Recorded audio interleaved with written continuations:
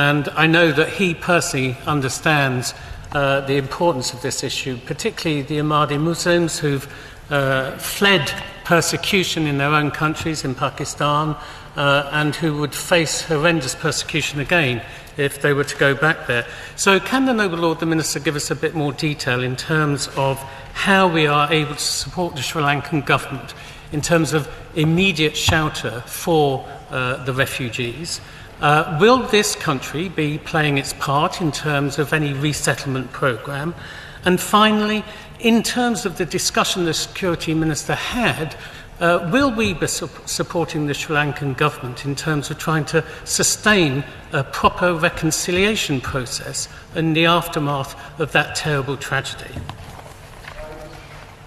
My Lord, first of all, on the final point the Noble Lord raises, the short answer is absolutely. My right honourable friend, Security Minister, made that offer to the Sri Lankan government. I myself visited the High Commission to sign the condolence book and had quite an extensive meeting with the High Commissioner, where I will be seeking to visit myself directly for the very purpose that the Noble Lord underlines. They look towards the United Kingdom, and I'm proud, as I'm sure all Noble Lords are, to be part of a country, notwithstanding our challenges, which has shown that we have not only have respect of all faiths and none, but faith communities are an integral part to finding many of the solutions to the challenges we face. He's quite right to point out the issue of the situation of the Muslim communities that were expelled and under severe security concerns, and he's quite right, and I declare an interest, I suppose, in this respect, that the majority of those Muslims are Ahmadi Muslims. The irony, I'm sure, is not lost on many people. Those who fled Pakistan because they were targeted for not being Muslim are now being targeted for being Muslim in another country. And I assure you that we have made all necessary offers to the Sri Lankan government to an extension of support. There's been no specific request as yet. On the issue of relocation, the UN and civil society organisations are working with the government to identify immediate relocation options. And there are 412 refugees, as I said, to the Noble Lord, that are currently in the resettlement process of the UNHCR. Of the number he asked specifically for the UK, the UN say that 7 are currently being processed for relocation to the United Kingdom. My Lords, may I thank the Minister for repeating this particular question here. The world looked in horror when we heard about the massacre of over 250 people, worshippers and tourists in Sri Lanka on that fateful Easter day. We all condemn such attacks, and it's right that Sri Lanka takes every legal measure to identify and prosecute the perpetrators and take steps to prevent further attacks. My Lords, may I single out the timely meeting of the All Faiths group that was held in the Lord Speaker's premises upstairs, at which a number of people paid tribute to what had happened in Sri Lanka on that day. There are 2 questions arise.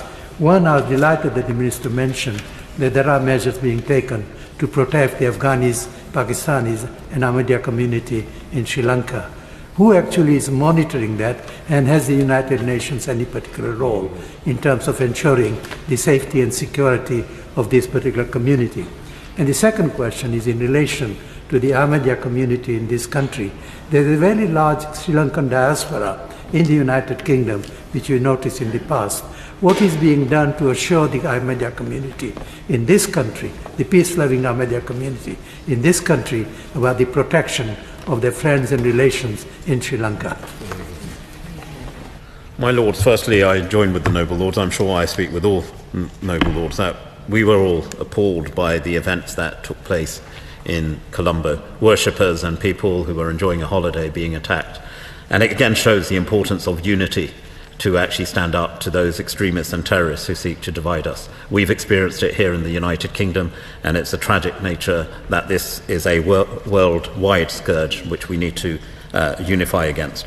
On the specific questions that the Noble Lord has raised, we continue to work very closely with both the diaspora communities here in the UK as well as the Muslim community, the Ahmadi Muslim community. The Noble Lord will know that I am a member myself of the community. I've been working very closely in identifying the concerns. The situation for those refugees is very dire at the moment. Indeed, they're taking refuge in a police station, a centre and a Ahmadi Muslim mosque in Colombo. I've raised these questions directly with the High Commissioner, and she has assured me of her cooperation. And a poignant moment, if I may, again, he talked of multi-faith organisations. On Sunday, I attended such an occasion in a church near to me in Putney, where the High Commissioner was present, the Deputy Lieutenant was present, and it was very poignant to hear readings from Christian communities, but also representatives of the Ahmadi Muslim community who reflected on the need for standing up for those who seek to divide us, and prayers for those who have passed under these attacks. Congratulate the Noble Lord the Minister for the role that he played in helping to secure the release of Asia Bibi and her ability to travel to be reunited yesterday with her family in Canada.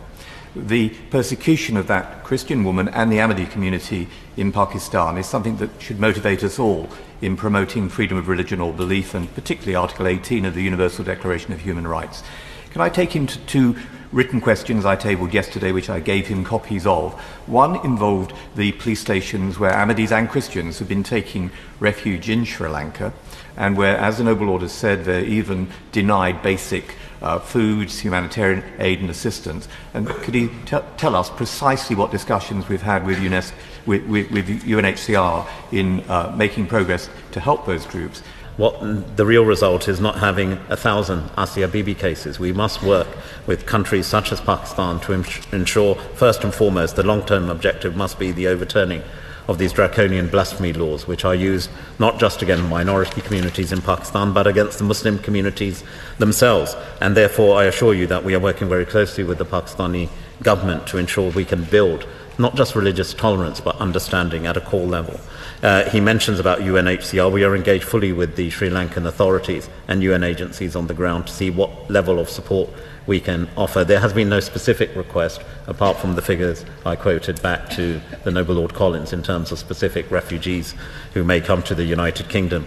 On the wider issue of textbooks, the Noble Lord and I have discussed this matter. I agree with him, and I think we have a massive aid program to various parts of the world, Pakistan, Sri Lanka, and it's important that in any support we provide, that the values we seek to extend are reflected in the education and training, particularly young children receive in these countries, and I can assure you we're working very closely on this very objective with DFID colleagues.